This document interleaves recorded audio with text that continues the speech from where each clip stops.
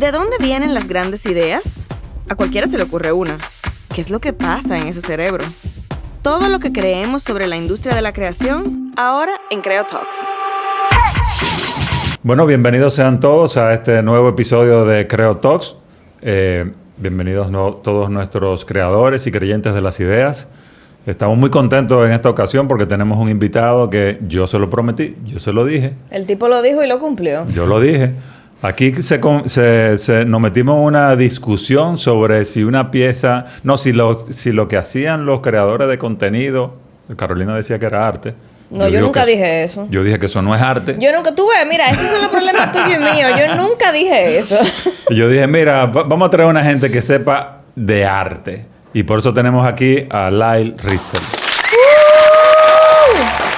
Hola, Lyle, ¿cómo estás? Muy bien. Qué bueno. ¿Cómo te sientes hoy?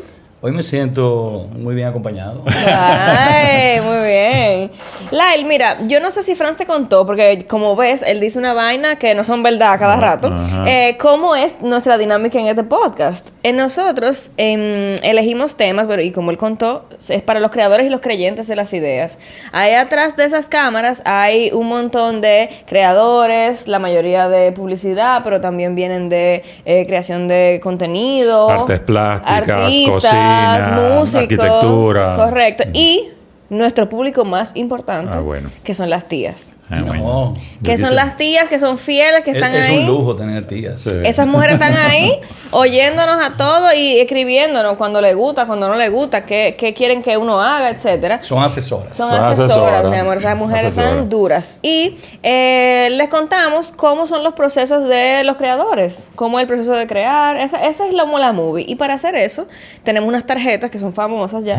Porque escribimos ahí nuestras preguntas y las lanzamos al aire. Son como unos buscapiés. Son como unos buscapiés. Unos pequeños buscapiés. No, pero son sencillos porque tú te sabes todas esas respuestas. Bueno, claro. Yo estoy segura. Además, después de esa conversación que tuvimos antes. Entonces, el episodio de hoy, amigos, se llama El arte es una cura. Con Lyle Ritzel. Con Lyle Ritzel. Qué lujo. Ay, cayó para atrás. Y en este episodio vamos a discutir eso que decía Franz de qué es el arte. ¿Qué son estas cosas que ahora llamamos creación y son arte? Antes que nada, para poner a la gente en contexto también, te voy a enseñar este videito. No tiene absolutamente nada que ver con lo que se ha considerado arte recientemente en el país y lo que no se considera arte. Ey, no hable de eso. Pero esto me llamó la atención y creo que te lo compartí en su momento por Instagram. Vamos a verlo nosotros y lo vamos a poner full en pantalla. Esto que muchas personas piensan que es un palet, no es un palet. A muchos visitantes que vienen a nuestro museo les llama la atención o les provoca una reacción esta intrigante obra de Guillermo Lledó que se titula Madera.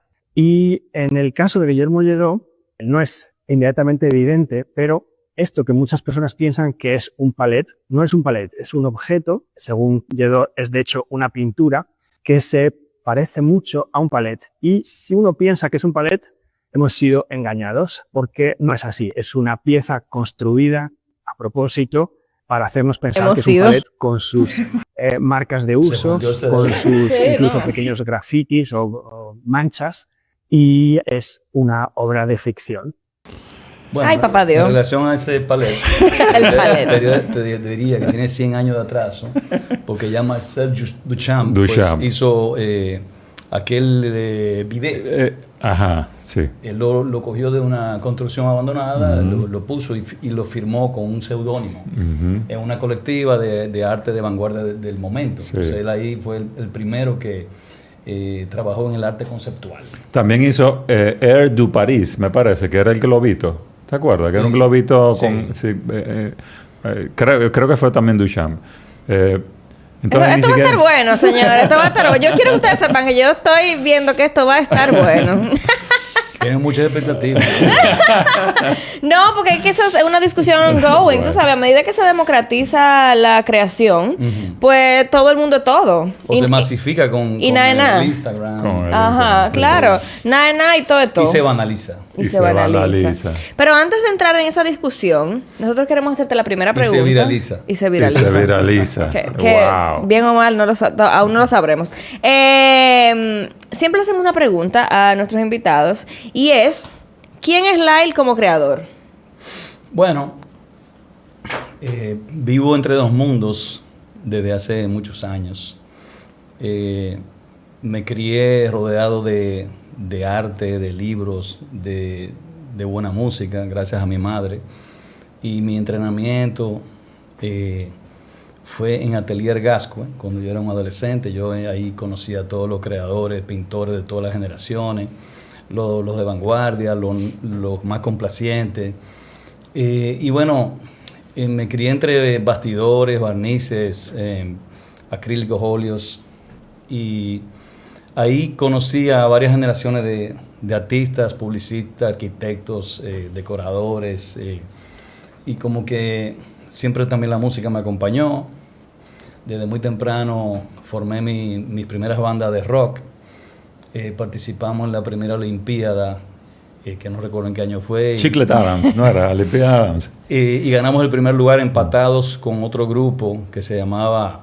Wow, se me fue el nombre. Me matan. Va un quilla ahí.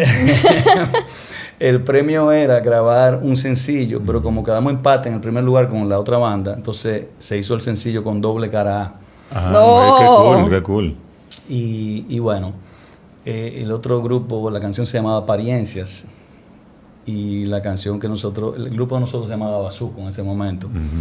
Y la canción era Sunshine Is Your Love, que fue inspirada en una canción de Cream, que era Sunshine of Your Love.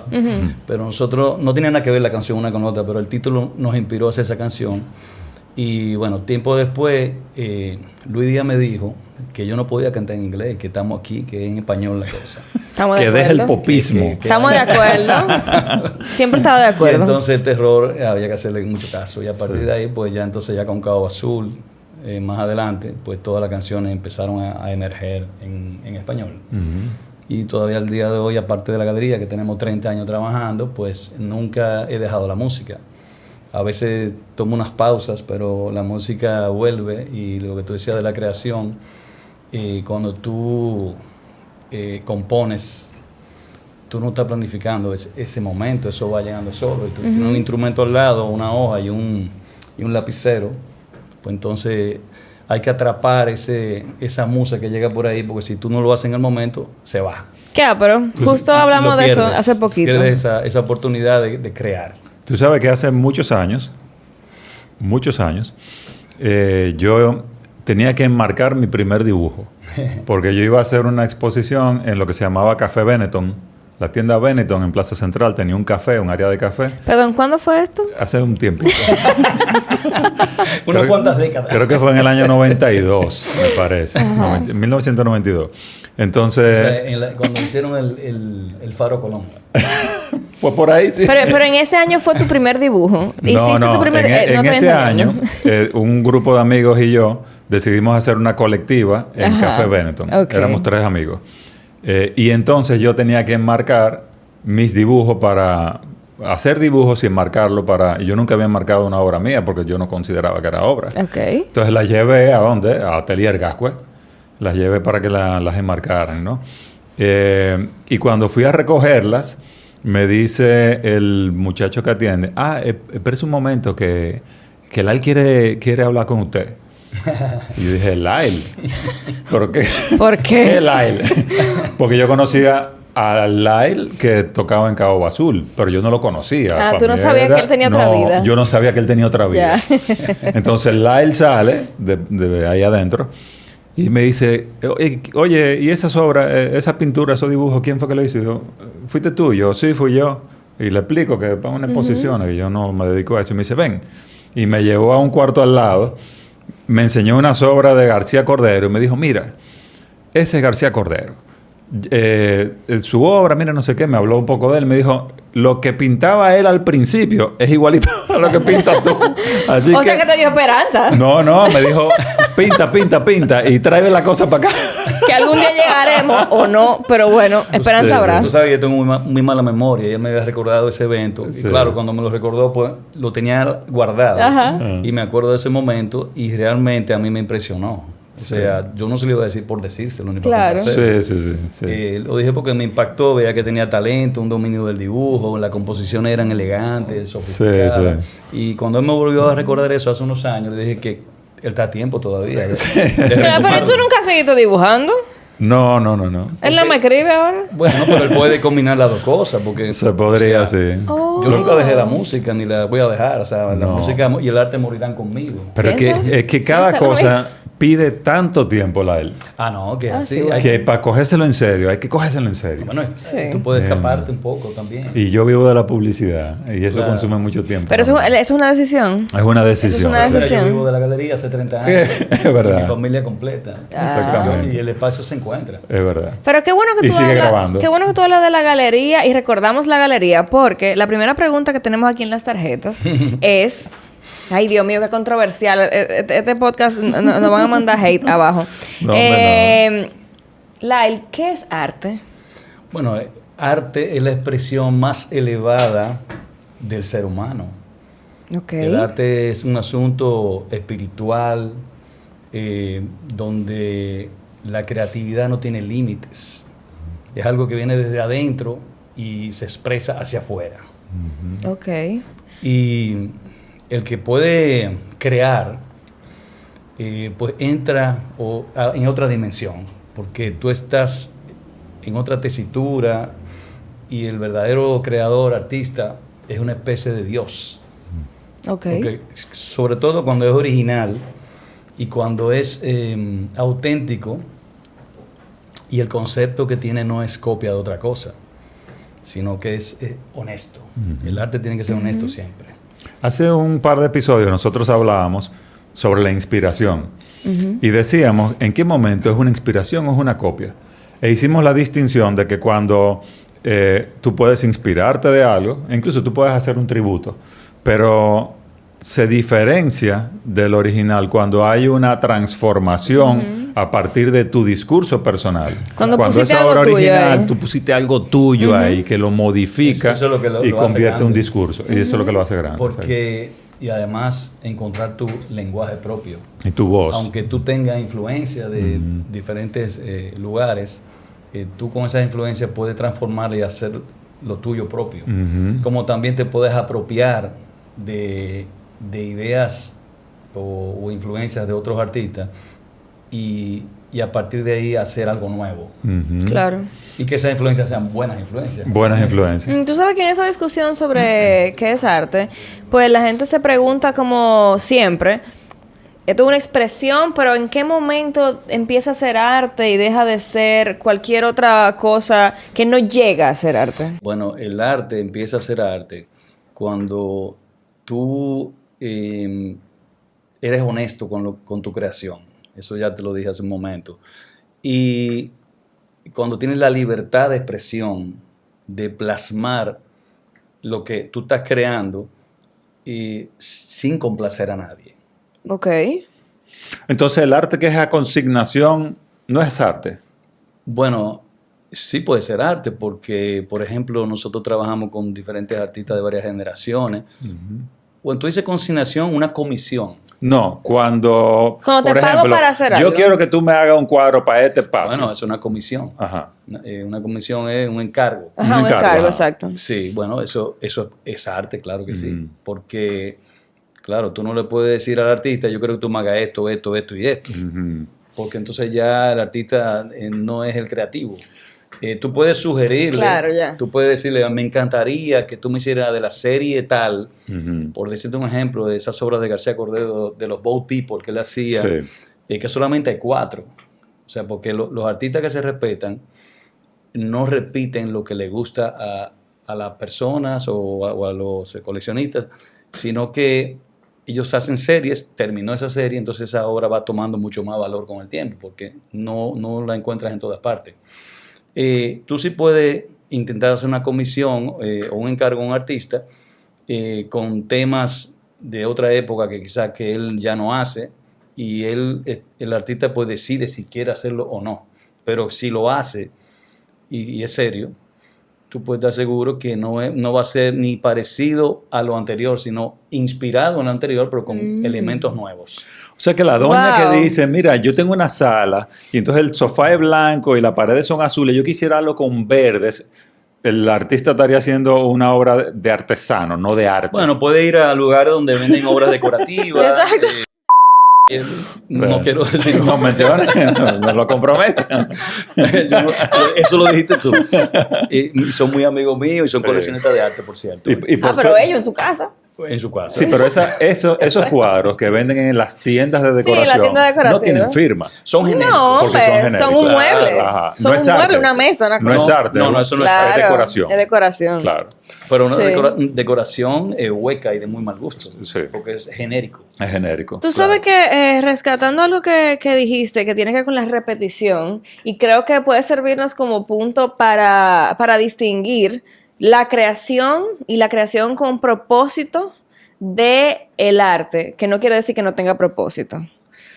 Nosotros cuando hablábamos de creación y lo que te decía antes sobre la democratización de la creación en la que todo el mundo puede hacer lo que sea y hay un creador, según popular belief, ¿verdad?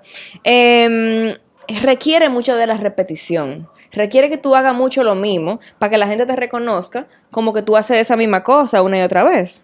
Entonces, ¿cómo funciona eso que tú estabas diciendo en el arte de que tal vez no se repite tanto? Mira, te lo voy a decir con humildad y sin ego. Ok.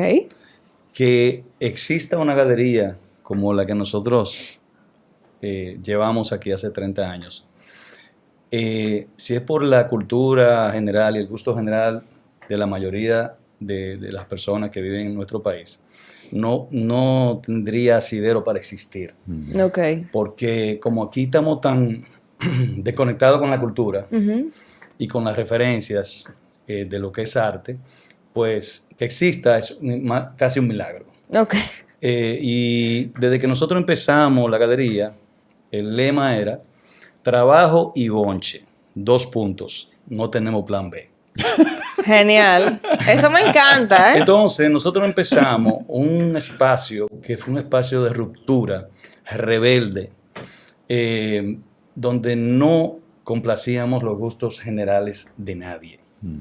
Y empezamos a apoyar artistas que tenían o que tienen todavía y tendrán una obra única, honesta, no complaciente, porque lo que pasó con los maestros dominicanos, los llamados maestros tradicionales, es que empezaron a pintar el mismo cuadro, la misma potalita, y tú llegabas a todas las casas y te encontrabas con el mismo cuadro. Ujú.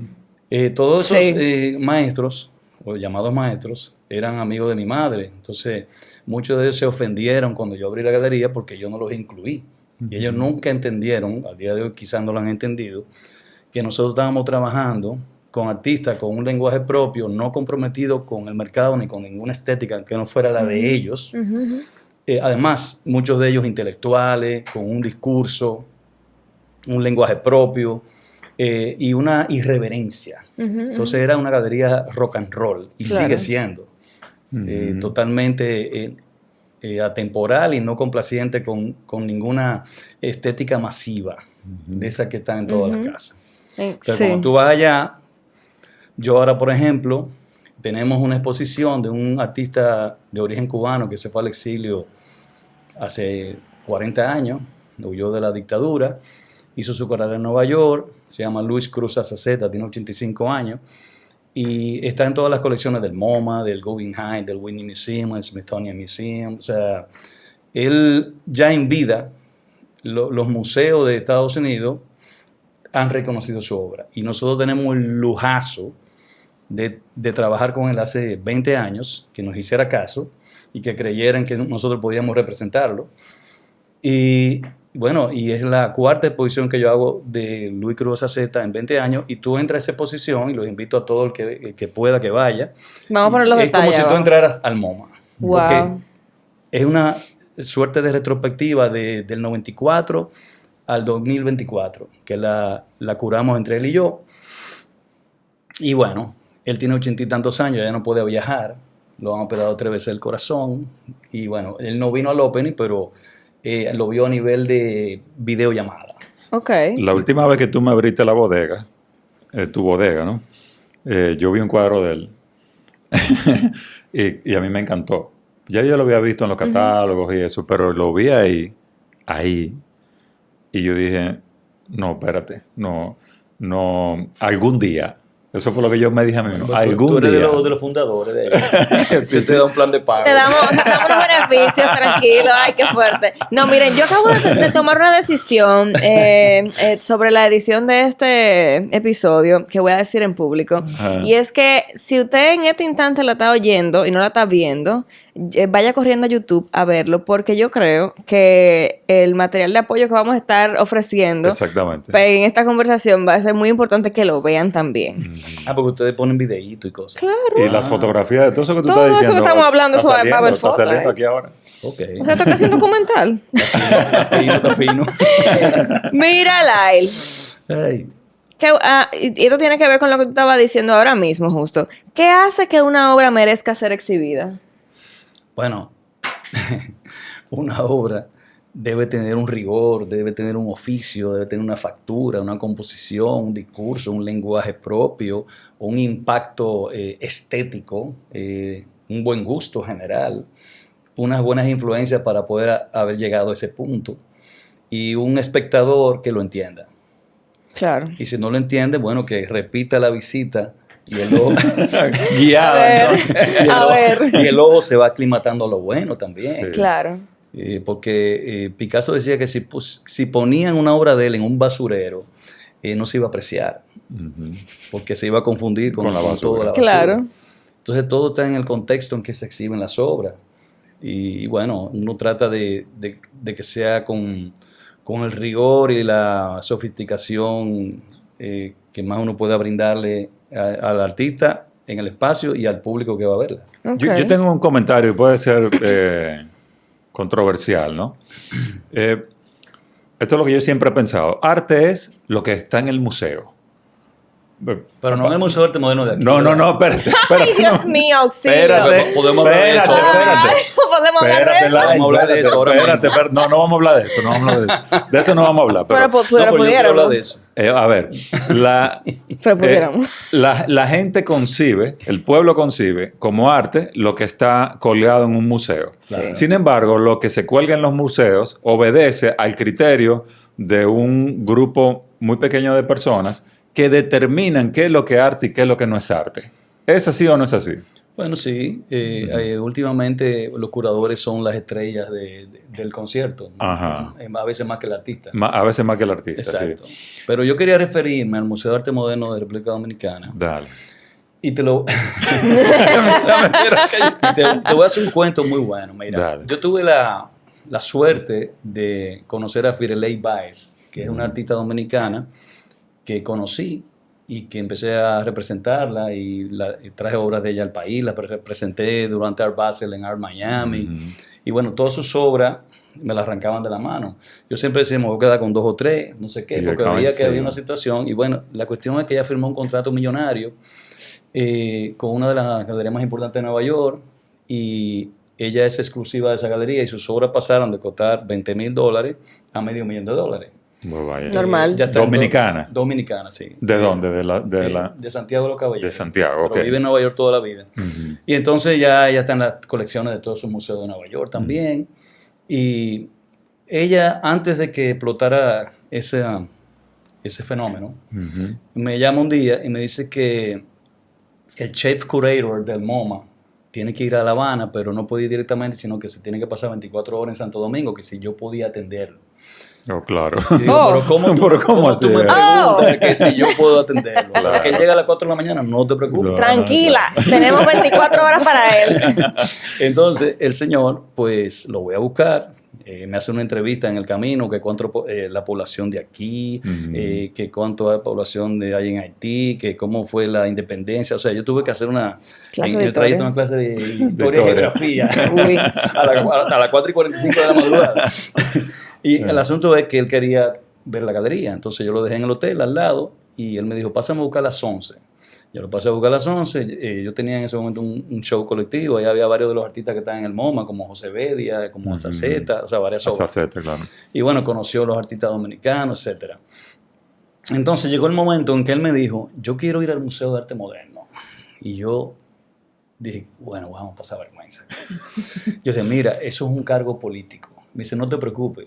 Yo lo que quiero ver es la arquitectura brutalista de ese museo que me han dicho que es una maravilla. Entonces yo lo llevé al museo y claro, lo que estaba colgado en las paredes daba vergüenza ajena, tú sabes, porque no hay rigor en el Museo de Arte Moderno. No hay una curaduría, no hay una museografía. Y es lamentable porque esa debería ser la referencia. Entonces, por ejemplo, en las bienales como la de ahora, sin hablar de la matica, ¿cómo te digo? El jurado de selección, ahí que empiezan los problemas. Sí, claro. Porque cuando tú vas a esa bienal y ves también la no museografía, sino el desorden que hay ahí, la obra buena que hayan seleccionado se pierde entre la maleza. Ajá. Entonces, ¿cuál es el mensaje que tú le das al que no sabe de arte? Que si es la bienal y hubo un jurado de selección, todo eso se supone que es muy bueno. Sí. Entonces tú le dañas el ojo y el gusto a la masa que va al museo a ver arte, donde se supone que está lo más sofisticado. Cuando fuimos a la Bienal, fui con mis 2 hijos, ellos se les bajó un poquito el ánimo con las obras y yo le dije, ven acá y párense aquí, más cerca como de la baranda, ¿no? Y dije, mira hacia allá y mira hacia allá.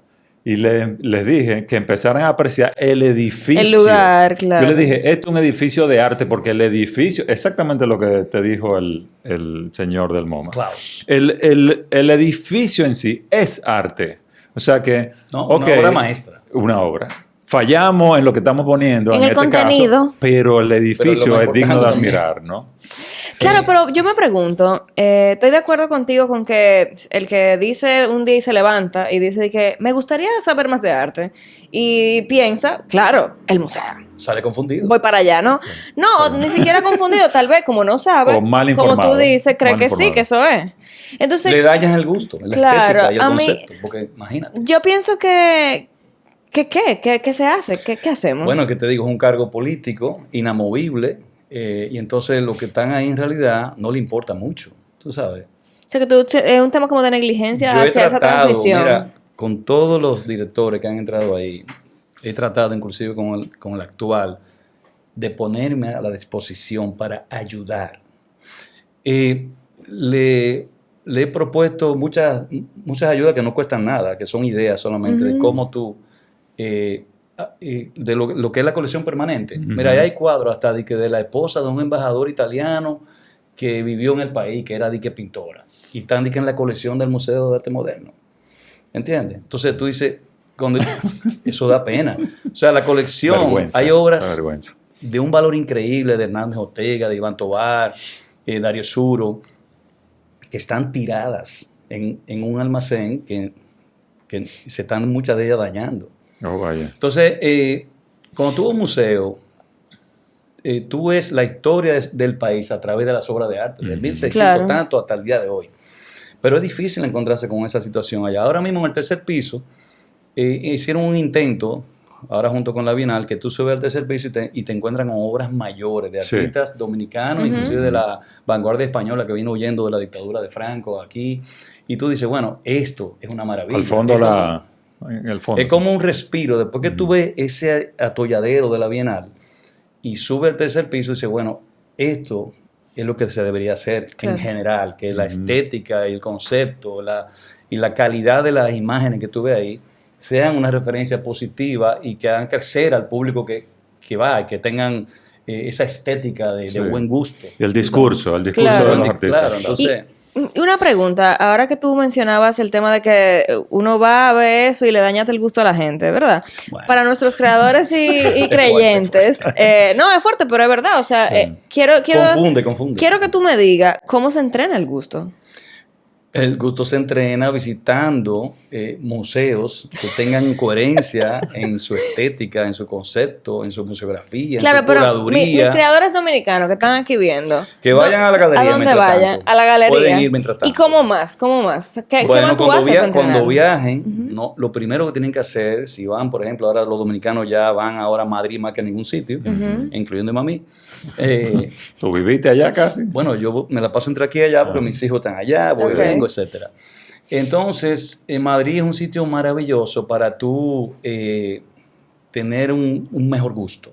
No solo por la ciudad que es, sino por la cultura general. Los museos. Que en cada esquina tú te encuentras con arte. Y, por ejemplo, visitar el Thyssen, el Reina Sofía, la Fundación March, el Prado, eso todo maravilloso. Entonces eso te va afinando el gusto, porque tú estás viendo ahí los grandes maestros de todos los tiempos y además el arte contemporáneo. Entonces, insistir en visitar los museos es muy importante porque te va educando el ojo y tú vas discerniendo entre lo que es bueno y lo que no es tan bueno. Entonces, cuando tú vienes de allá con esa cabeza así explotada y tú te encuentras con estas cosas tan básicas y de tan mal gusto, entonces ya tú te estás dando cuenta que estás aprendiendo un poco. Me encanta que Lyle sufre. Tú puedes opinar. Tú dices, sufres. no, Claro que sufro, pero...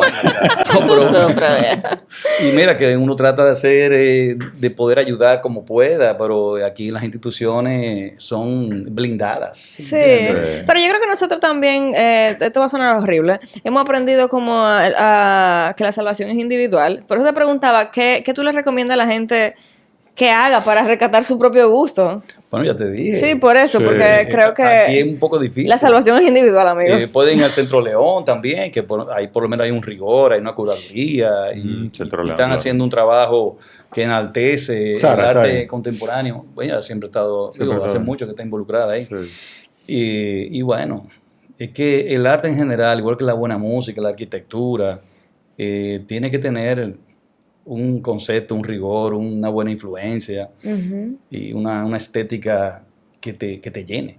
Amo, me encanta. Pregunta, ¿cómo le pones precio al arte? Para mi amigo Franz, que estaba pidiendo descuento. Nosotros hemos tomado entrenamientos de Soraya Pina, que se llama Fuck You Pay Me, para enseñarle a los artistas a poder ponerle precio a su obra y saber cobrar, pero más que nada en la gente que tiene que ver con comunicación publicitaria. Sí. A los creadores. A los creadores, a ese tipo de creadores. Pero ¿cómo tú le pones precio al arte? Bueno, con tantos años trabajando en arte, con artistas de diferentes generaciones, nacionales, extranjeros, y participando en las ferias más importantes del mundo desde que empecé. O sea, nosotros empezamos en el 95 y ya en el 97 nos estaban invitando a Arco Madrid a representar a la República Dominicana. Y en esa ocasión fuimos con García Cordero y Tony Capellán. Y al año siguiente nos volvieron a invitar y bueno, y de ahí hemos recorrido el mundo. Hemos estado en Corea, en México, muchas veces en Nueva York. Y cuando tú te enfrentas, por ejemplo, me invitaron a Frieze, New York, con el maestro Edward Duval Carrier, que es el artista vivo más importante de Haití. Haitiano. Haitiano, sí. Yo trabajo con él desde el año 96. Lo conozco porque García Cordero y él se conocieron en París y después, bueno, yo lo conocí a él a través de García Cordero y es de los fundadores de la galería. En Santo Domingo, al principio la gente decía, pero ¿cómo con haitiano? O sea, la gente no ve el arte, sino si es haitiano. Entonces, esa onda, no sé si decirte racista o ese prejuicio. Ese prejuicio es absurdo porque el arte no tiene nada que ver con eso. Y él es un artista, te digo, internacional, está en muchísimos museos del mundo. Y bueno, de todos los artistas con los que yo trabajo, pues lo seleccionaron a él, a Duval Carrier, para nosotros exponer en Frieze, New York. Y eso fue un escándalo. Nosotros estábamos rodeados de las mejores galerías de Nueva York. Yo era, claro, un colmado. En el sentido, una paletera. Porque Gagosian, imagínate, el stand de Gagosian se perdía en el infinito. Nuestro stand era decente, pero... Estábamos ahí, que era importante. Estábamos ahí, que era importante. Estábamos ahí y realmente fue un éxito tan grande que se vendió todo. Y no solo se vendió todo lo que estábamos exhibiendo, sino que lo que teníamos en Santo Domingo, los New Yorkers también agotaron parte de la existencia. O sea que fue una especie de fenómeno con Duval Carrier, que mucha gente que estaba en esa feria quizás no lo conocía, son coleccionistas como de muy alto calibre. Y bueno, así nos la hemos pasado. No sé por qué te estaba contando esto. Porque ahora, ¿cómo le pones el precio? ya. Claro, bueno, imagínate. Uno trabaja con artistas de diferentes generaciones, diferentes países, que ya en algunos casos yo he descubierto artistas jóvenes como Gerard Ellis, que es un cuento muy bueno. Sí, el de Gerard. Sí, él iba a la galería cuando estábamos en la Plaza Andalucía y le dejaba a mi asistente su portafolio. Yo lo veía Philo, y, o sea, no le hacía mucho caso. Quizás las fotos no eran buenas, o yo no estaba preparado, quién sabe. Sí. Y un día me llama para que sea jurado de selección del Museo de Arte Moderno. Estaba Sara Herman, Coquito Moretti, Movimentel, no recuerdo quién era, otras personas más. Tim. Bueno, y estamos seleccionando, y salvando y descartando, que era el trabajo del jurado de selección. Y en un momento yo veo al fondo una obra que me impactó mucho. Digo, vengo ahora, déjame ver este cuadro. Cuando me acerco veo que dice Gerard Ellis. Digo, wow. Para que tú veas que a veces uno no está en el momento de... Trabajaba en el Listín Diario como ilustrador en ese momento. Yo lo sé porque lo contraté para una ilustración y él me enseñó ese portafolio porque fue antes de hablar contigo, de asociarse contigo, ¿no? O sea que yo recuerdo esa... Sí, bueno... O sea que tienes esperanza todavía tú. No, yo no, que va. Gerard es un tipo demasiado talentoso. Que yo lo llamo el mismo día, Gerard, ¿dónde queda tu estudio? Acabo de una obra tuya maravillosa. Él estaba en la zona colonial frente al parque donde está Colón, en el último piso, en un edificio de ahí. Cuando yo fui a ver su taller y vi como 15 obras impresionantes, yo le dije, mira, tenemos una exposición en 15 días. Y bueno, hicimos esa exhibición, sold out, la gente se volvió loca y a partir de ahí Gerard, es súper conocido entre los coleccionistas nacionales, internacionales. Y bueno, hemos puesto su obra por todos lados. Y yo tuve galería en Nueva York también. Sí, o sea, y en Miami. En Miami. Pero, sí. Lyle, tú no me has acabado de decir cómo que tú le pones punto largo. Yo supongo que será un asunto también de oferta y demanda. Bueno, mira, es un asunto de oferta y demanda, pero también con la experiencia que uno tiene a través de tantos años trabajando con artistas de tantas generaciones, tú más o menos puedes decirle, bueno, si hay un artista nuevo que nadie conoce, hay un rango que empieza, qué sé yo. Hay una serie de rangos. Hay un rango, pero que eso yo no te puedo decir ahora mismo un número. Tú tienes que ver la obra, el cuerpo de obra que él está haciendo. Sí. Pero bueno, nosotros tenemos un artista de todos los rangos. Tú sabes que nuestro amigo Piero Bonarelli me enseñó una cosa hace muchos años. Él me dijo, el arte vale lo que tú estás dispuesto a recibir cuando tú no quieres venderlo. Lo que tú estás dispuesto a recibir cuando no quieres venderlo. ¿Cómo era que decía él? El arte vale lo que tú consideras cuando tú no estás dispuesto a venderlo. Cuando tú no estás dispuesto a venderlo. Bueno, pero eso tiene un punto, sí. Quiero muy amigo y coleccionista. Y muy coleccionista. De la nueva generación. Sí. Porque hubo algo interesante, ahora que tú hablas de Piero. Un grupo de amigos de esa generación, que yo le llevo 10 años a ellos, y fueron los primeros coleccionistas que empezaron a llegar a la galería. Y entonces era... Porque los coleccionistas conocidos eran los padres de esos muchachos. Sí. Y eso, y bueno, los amigos de mi mamá que iban, como vamos del hijo de Marcel, y venían de a la galería, de a dar apoyo, pero no entendían mucho, no estaban entendiendo. Y esa generación hizo un switch y se lanzaron a creer en nuestra propuesta. Sí. Y bueno, aprovecho aquí para públicamente agradecerle su apoyo a todo esa, que es una generación bastante amplia. Sí. Un saludo. Un saludo, sí. Pero que la galería trabaja ahora mismo con los, como con 4 generaciones. O sea, nosotros tenemos con los abuelos, los papás, los hijos, los nietos. Porque eso se va heredando de generación en generación. Sí. Y si tú te crías viendo arte, pues tú cuando seas adulto vas a querer coleccionar arte. Sí. Cuando yo compré mi primer Gustavo Acosta, que se lo compré a Lyle, un cuadro pequeño, lo tengo ahí en mi oficina incluso, todavía me sigue encantando igual. Al año siguiente o 2 años después yo fui a la casa de Giuseppe, andábamos en trabajo y fuimos a su casa. Y ahí yo vi los hermanos grandes de ese cuadrito que yo tengo. Él tiene una pieza muy linda de esa colección de esos años. Los Bonarelli siempre han apoyado el arte. Todo el siempre. Sí. Yo tengo una pregunta que no está en esta lista y es que creo que es controversial. Creo que va a ser controversial también. ¿Sabes qué? Tú has mencionado algunas palabras con las que me quedo. ¿Te has impactado? Me han impactado positivamente y me quedo con ellas, que tienen que ver con el ejercicio de la creación y de la curaduría también, que tiene que ver con el rigor, con la coherencia, con el valor estético que pueden tener las cosas. Y me surge la duda, porque es un lenguaje también exclusivo.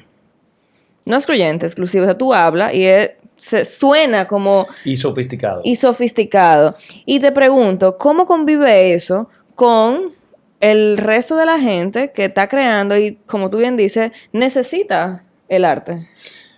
Bueno, la gente ¿cómo convive? Bueno, es una referencia para esas personas que están creando y la galería es una referencia. Si tú quieres ver arte contemporáneo, de calidad, de buen gusto, de una estética que te impacta, y pues visita la galería. ¿Y tú no sientes...? Oye, la entrada es gratis, no hay que comprar Sí. nada. No, claro. Claro. Ahora, si tú te antojas de algo, se llama un problema. Claro, ya eso hay que comprarlo. Claro, pero tú no sientes que tal vez al arte le pasa, o por lo menos al arte como tú lo cuentas, le pasa que se puede sentir lejano. Si tú no te enfrentas al arte, pues estaría lejano, pero la idea es que uno se enfrente al arte. ¿Y cómo uno se enfrenta al arte? Parándote enfrente de él. Oye, visitando las exposiciones o yendo a los lugares donde se presenta el arte y tratar de que no te confunda y vayas a lugares donde venden arte del que se vende. Del que se vende. Okay. Y nuestra propuesta siempre ha sido una propuesta vertical, radical, de vanguardia y con un respeto enorme a los artistas que representamos y a los coleccionistas. Me encanta. Ese cuadro de esa multitud saliendo del agua. Eso es de Santiago Ibáñez, de Santiago un artista español. Ese cuadro, el que se para enfrente de ese cuadro y no se conmueve ante lo que está viendo, no está vivo. Entonces yo entiendo que sí, que el arte tiene cierto nivel de... la persona para apreciar el arte tiene que tener cierto nivel de conocimiento y de haberse expuesto a mucha información, pero cuando tú te paras frente a una obra de esas dimensiones, tú lo sientes. No es una cosa racional. Tú sabes que ahora que te hablas de dimensiones, normalmente cuando las personas van a buscar una obra de arte, hace muchos años decían, yo quiero un 30x40. Ándale. ¡Ay, no! No, bien. Dije, bueno, ¿cómo te lo explico? Mi pareja es así, necesito algo. Mira, nosotros hasta eso lo rompimos. Nuestras obras de los artistas con los que representamos, no había límites. O sea, nosotros teníamos siempre obras de 2 metros por 3 metros, o sea, cosas gigantescas, como ese del artista que tú dices. García Cordero trabajaba con obras de grandes formatos, y todos los artistas tenían la libertad de expresarse, no de que hagamos un formatico para que se venda, ¿no? Que uno no puede trabajar así, porque eso es una quincallería ya. Tú sabes que nosotros siempre les recomendamos a los creadores algo que nosotros visitamos mucho de una autora que se llama Julia Cameron, que escribe para artistas en recuperación, esa gente que alguna vez abandonó su quehacer creativo, su camino creativo, y lo quiere recuperar, y ella recomienda una cosa que le llaman las citas creativas, los creative dates. Entonces me parece lindísimo que una gente pueda decir, mi creative date, yo voy a ir para la galería. Mucha gente va a eso. A ver qué tal. Sí, y eso es... A que me arrope el arte. Pero inclusive hay cierto miedo a veces, porque hay gente que dice, ¿puedo entrar? Y yo, ¿pero cómo que sí puedo entrar? Sí, claro. Sí, porque es que yo pienso que hay una barrera de exclusividad que tal vez museos que no tienen el contenido, como hemos hablado, no tienen. Entonces tú dices que no, lo que pasa es que si yo entro ahí tengo que comprar. Tal vez, ¿sabes? Exacto. Yo le digo a algunos amigos, mira, la entrada es gratis, pero no somos responsables si tú te antojas de algo. Si te tienes que meter un lío después. Claro, me encanta. Lyle, ¿cómo influye la música en tu mirada de curador? El rockero. Bueno, ya lo dijo, eso influye demasiado. Ajá, cuéntame. Porque el rock es subversivo. El rock es revolucionario, conceptual.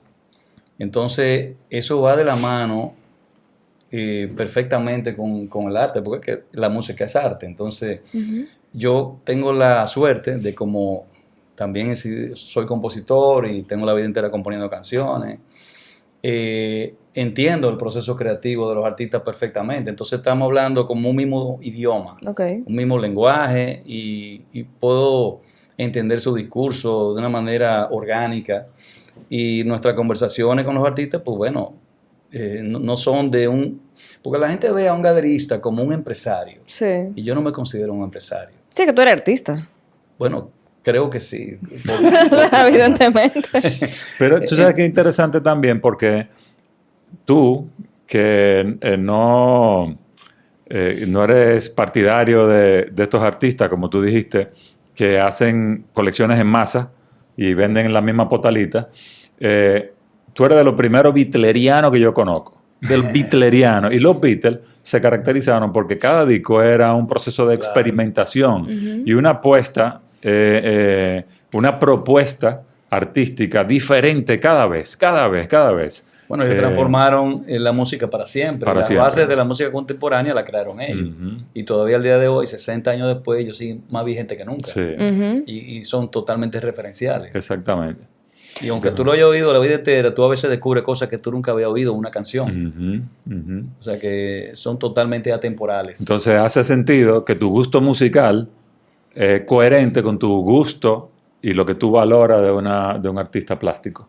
Sí, es que como son creaciones, son composiciones, de la misma manera, es arte. ¿Y qué tú piensas de un Morrissey que hace la misma vaina 25 años? Me aburre un poco. A mí me encanta, bien. Bueno, pero ahora su nueva cosa repetitiva O sea, es me cancelar gusta- conciertos. Me gusta, o sea, muchas de sus obras, Sí. pero creo que se repite mucho. Sí, es la misma cosa, es un Sí. sushi. A veces Es te la confunde, misma tú no sabes si es la misma canción Sí, o otra. sí, sí. Pero Eso es bueno, terrible. yo entiendo que tú seas fan eso, Sí. y lo respeto. Sí, El sí, gusto sí. es libre. El gusto es libre. Claro. El gusto es libre. Tú sabes que aquí tengo una Yo prefiero pregunta. a Tom Petty. Ah, bueno, obviamente. Tengo aquí una pregunta que se pega con eso y es ¿qué te ha enseñado a ti vivir con los artistas o convivir con los artistas? Bueno, me ha enseñado a ser libre. Ajá. Eh, A ser libre, ¿cómo sé? ¿Cómo sé? un espíritu libre de hacer lo que me dé la gana. Deberíamos todos aprender de eso. Los artistas siempre, como no se circunscriben a las mismas reglas que las personas que no son artistas o que no explotan su potencial creativo, pues entonces yo entiendo el sentimiento de libertad que dice Lai. Sí. Mira, oye, una cosa que es interesante, que lo veo desde afuera. Mi relación con los artistas no es de que un empresario y un No. artista. No, nuestra relación es de amigos, de colegas, de familia. Y yo tengo trabajando con artistas el tiempo que tiene en la galería. O sea, con García Cordero tengo 30 años o más, porque empecé antes de la galería con él. Y asimismo, la mayoría de los artistas de todas las generaciones, pues nosotros terminamos siendo Una los familia. mejores amigos. Ujú. Claro, Y entonces, es una comunidad. Es una comunidad. Claro. Mira, ahora por ejemplo, yo traje a los Bravú por segunda vez Sí. al país. Es un dúo que yo le he llamado el fantástico dúo Los Bravú. Ellos se llaman así porque cuando se graduaron de la academia decidieron unir fuerzas porque se enamoraron además. Y entonces en vez de ser cada uno un artista individual, pues ellos hacen sus obras a 4 manos. Ah, qué cool. Y entonces ahora ellos están en Samaná, en una residencia que le conseguimos allá. Y vamos a tener el día 20 de noviembre una exhibición de esas obras que ellos estaban pintando allá. Ah, qué cool. Qué ápero. O sea que vale la pena que vayan y lo conozcan porque son unos personajes. Y si le pudieran hacer una entrevista van a gozar. Qué. clarísimo. Sí, Me encanta. Claro, antes de sí. que se vayan. Claro. No sé cuándo que se van, pero el 20 y tanto. ¿De dónde son ellos? Él es de Pontevedra y ella es de Salamanca. Ajá. Ok. Sí. Mira, pero una pregunta sobre. Espérate, que no te olvides. No te vayas, no. No, me está pasando lo de France. Ay, Mire, Auxilio. mire. Yo creía que era yo, nada más que pasaba eso. No, que te iba a decir sobre el tema de la creación de comunidad. Tú sabes que Fran estaba diciendo como que tú llevas tu tema de la música a tu criterio de selección, pero también yo creo que es en tu construcción subversiva del discurso y de esa comunidad y de lo que tú estás queriendo enviar al mundo. Es de que yo no hago lo que hace todo el mundo y eso está bien y me gustaría que todo el mundo viera esto así. Yo no estoy pensando mucho en todo el mundo tampoco, ¿eh? Es exacto. Cumpliendo su... Francamente, Sí. ya, Claro. no me importa. No.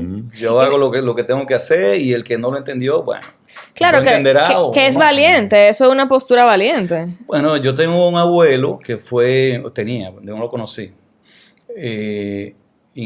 arquitecto e ingeniero Octavio Pérez Garrido, que hizo más de la mitad o gran parte de la casa de Gascue. Y entonces, por eso la canción Gascue. Tú eres un chico de Gascue. Yo nací en Gascue también. Yo también, Mi yo soy mamá de también. Gascue. Ah, bueno. Pues mira, hablando de Gascue, tú sabes que mi mamá hizo un evento que se llamaba pro conservación de la cultura y la arquitectura de Gascoy. Y yo estaba ya empezando con Cabo Azul, tenemos 9 canciones grabadas en el estudio, nos faltaba una, pero no aparecía la canción. Entonces mi mamá me dice, mira, mañana en el evento tú tienes que hacer una canción sobre Gascoy. Yo, Mañana. Así? ¿Cómo hacer? Claro. Yo, mami, pero ¿cómo va a ser? Una canción de Gascoy. Invéntatela. Entonces yo llego ahora a mi casa y digo, qué vaina. Y entonces me tranco en un estudio que yo tenía ahí y tenía la guitarra ahí y me acordaba que en esos días habían tumbado una casa en La Pasteur. Entonces yo empecé diciendo, en La menor y Mi mayor, caminando La Pasteur veo casas demoler. Y hablando de la creación que hablamos ahorita, de ahí en adelante es como si me hubieran dictado la canción. O sea, todo vino así. Sí. En un fluido, y yo tenía un toca cassette. La grabé huyendo porque se te olvida. En esa época tú tenías Claro. cassette, ¿verdad? Ahora están de moda. otra vez, De moda. porque todo vuelve. Y entonces al otro día yo fui con una guitarra acústica en una tarimita. La primera vez que se tocó fue solamente Yo la guitarra. toqué, pero como un encargo de mi mamá. La doña dijo que había que hacer eso y o lo sea, hizo. yo no pensé de que iba a meter en el repertorio de Cabo Azul ni nada de eso. Sí. Y entonces cuando yo la toco, yo veo que eso al segundo coro ya la gente está haciendo como un mosh y cantando la canción. Y Claro. ¿qué es lo que está pasando? Qué Y ápero. cuando la termino me dice, una multitud, o que la cante de nuevo. Ya. Entonces ya no había duda de que sabía que grabarla. Ricardo, ve Ya. armando la batería. Y al Claro. otro día fuimos a Audiolab a las 12 de la noche. Audiolab, claro. Que era la hora más barata. Sí, y sí. los ingenieros de sonido eran Alan Lechon y Luis Mancilla. Sí. Imagínate que Sí, ahí sí, sí, nosotros sí. nos conocemos. Sí. Y Wilfrido Vargas era el que estaba esperando el próximo turno. Y él oyó la canción y se metió para la cabina. Y entonces digo, esa canción va a tener mucho éxito. Está protegiendo el no sé qué. ¿Sabes que era una Claro, teoría? sí, sí, Claro, claro. No, no, un tipo muy Sí, inteligente. era muy inteligente. Pero que fue una alucinación. Ve a Wilfrido Vargas Claro. opinando desde allá. Bueno, fue buen arte, fue buen arte. Ay. Lael, ¿cómo ha cambiado el arte dominicano en las últimas décadas? Bueno, ha mejorado bastante. Yo creo que con el trabajo que hemos hecho algunas personas y el centros privados como el Centro León también, con las bienales que han hecho ellos, y con el internet también, vamos a decir que la gente tiene referencias de lo bueno. El dominicano viaja mucho, visita museos, visita galerías internacionales. Las escuelas de arte también han aportado, ¿no? La escuela de Chabón, De Chabón, ajá. aunque son como un morir y vivir, esa escuela va, viene, Sí. pero ha ayudado también. Y bueno, el mundo globalizado, creo que al que le interesa el arte, pues puede educar su ojo también desde su casa. Sí, claro, hay muchísima cosa disponible de vainas Claro, virtuales. y lo ideal sería que, bueno, las personas que se dediquen o se quieran dedicar a apoyar al arte contemporáneo, pues que no tengan miedo, que se lancen. Pero claro, tienen que tener también una pequeña preparación, Sí. Claro. una irreverencia, Y un discurso. El discurso siempre es importante. y no complacer a nadie. Ujú. Porque Bueno, ahí es que está el asunto, tú no puedes complacer a nadie. eso para mí esa es la lección más importante de todo lo que hemos hablado, ¿eh? Tú tienes que creer en ti. Cero complacer. Si tú no crees en ti, no hagas nada. Exactamente. Claro. Lael, y para la gente joven que quiere vivir del arte, ¿qué consejo tú le das para vivir del arte sin traicionarlo? Primero que se preparen, que estudien en la academia. Si aquí se le hace difícil que vayan a estudiarse para a España o a Estados Unidos, no se puede ir ya. Bueno, O sea, mientras esté en la situación que hay ahora mismo, Ajá. está difícil eso. Y bueno, les recomiendo que se vayan a estudiar a Europa y se gradúen si les gusta el arte, que lo estudien. que se estudie Para que tengan la formalmente. técnica, el concepto, el rigor y puedan ser grandes artistas. Esto no es empírico. Bueno, eso puede ayudar. Si tú tienes talento, desde chiquito tú estás pintando, pero también es bueno una academia. Claro. Porque eso- Cuba ya no es una opción, ¿verdad? es que Cuba está un poco difícil la cosa ya. Sí. Hay un colapso. Hay un colapso, sí. Y ya no sé en qué va a parar eso, pero es que ya son muchos años Sí, Ujú, ujú. y se está cayendo La Habana. sí.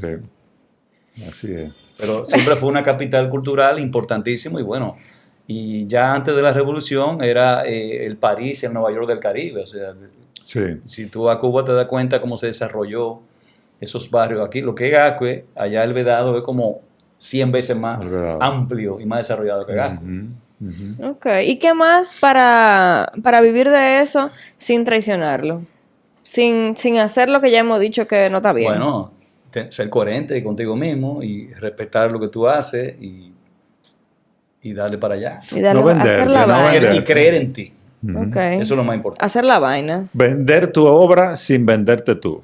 Exacto. Muchísimas gracias, Lyle, porque nos abriste un poco la mente para entender estos conceptos sobre el arte, que cada quien tiene su idea de lo que es esto del arte. Sin embargo, hay que hablar con la gente que sabe. Sí. No, y de esto me llevo también lindas conclusiones, porque creo que, y no sé por qué las anoté en mi mente como palabras, porque creo que las palabras claves se me quedan mejor, ¿Cuáles ¿no? son? Mira, coherencia, rigor, lo subversivo. Claro, lo subversivo. El no complacer. Honestidad. La No, pero tú honestidad. estás dura. Sí, Lo que no. pasa es que creo Captaste. que al final son cosas que mañana yo no me voy a convertir en un artista mañana, sin embargo, Bueno, pero te sirve para otras son cosas. cosas que me pueden servir, que le pueden servir a los creadores de manera transversal para su creación de marca personal, su creación de su espacio. Óyeme, cada vez hay más gente que vive para su espacio y para crear su espacio y su ecosistema y su mundillo. No, y hay que ser original. Lo que tú hagas, La no te fijes originalidad. en lo que está haciendo el otro. Haz lo que tú tienes que hacer. Sí. Y lo que Sí. te sale de tu interior hacia el exterior. Amo. me Señores, encanta. hagan la vaina. Hagan la vaina. Hasta Lyle lo dijo. Pero originalmente, ok. Sean Nos originales. vemos la semana que viene. Cuídense mucho. Bye. Recuerda, no hay nada más triste que el talento desperdiciado. No pierdas tiempo. Crea.